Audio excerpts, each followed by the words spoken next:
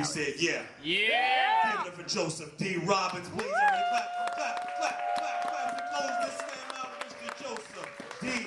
Robbins. Let's go, Joe.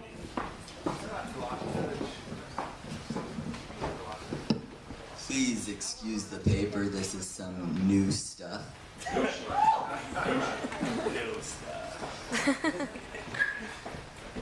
Have you ever watched a rose die? Seen the red petals struggle to breathe as they try and stay alive as the stem goes dry? Minute by minute did you start to cry as the tall, beautiful flower began to droop? Its posture changing, straining as it battled the pressures of the outside world. The lean, the result of being starved of the nutrients it needs. It goes from blood red to dark brown, fresh to dead as the leaves fall off the stem. The petals dry out and fall to the ground. As it takes its last breath, then it is dead. No vibrant colors remain, only the black that stains the water, no longer coddled, the fragrance bottled and taken away, replaced by rot, the scent forever lost. I remember our first date, the time, the place, your perfume in the air, spotty hair on my face. I remember our first kiss, the red lipstick expertly covering your lips, you let me in anyway.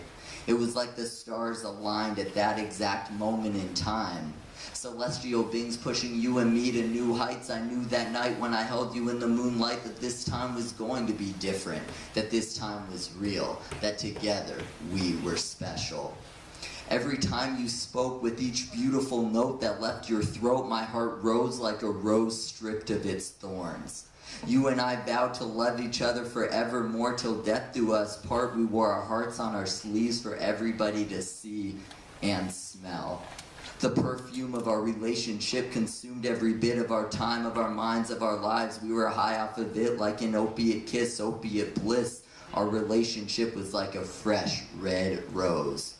Worn like a boutonniere over our hearts, like a prom date, we were pinned to each other from the start. Feeding off of the water and freshness evident every day before our petals started to gray and the life started to fade into a metal masquerade. Broken like hollow tin, the thorns which were stripped while we were together began to grow back in.